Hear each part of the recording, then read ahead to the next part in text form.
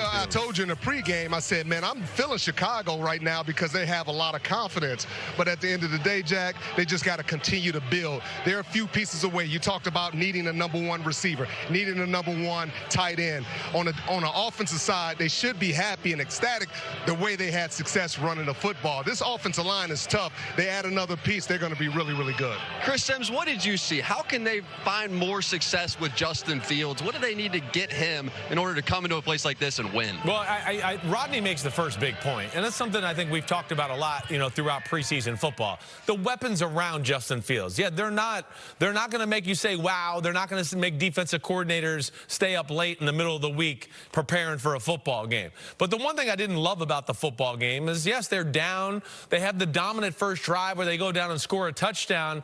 But after that, I just thought it was a little too conservative. I really did. Lacks a little creativity.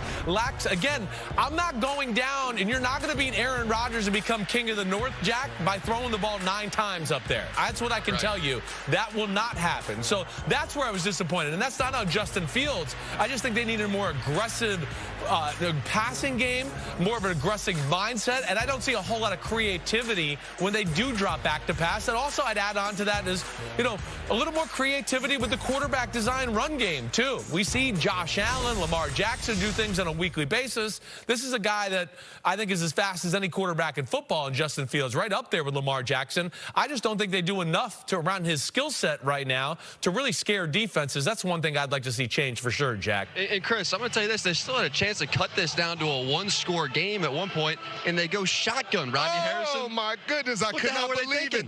Chris, did this absolutely drive you crazy? You got a 235-pound quarterback, and you're in shotgun. So before you even get to the line, you got to run 4 yards, and now you got to hold off that defense. It absolutely drove me crazy. You cannot do this. Let him get under center, and that's the problem with a lot of these young quarterbacks. All they want to do is in the shotgun. Get his butt under center and go for that 1 yard. Yeah. Old school. Simms, you see it the same way? I do. I see it the same way. Pulling a guard down there. The guard doesn't get around and actually get any movement, so it just clouds and clogs things up even more. But, yeah, I don't believe they use his movement enough. I understand they don't have a ton of weapons, but at the same time, like, Jack, you made the point, and you're right. There they are. They're playing very conservative. They got a chance to make it a 1-score football game, but why was that? It was because of Green Bay mistakes, too.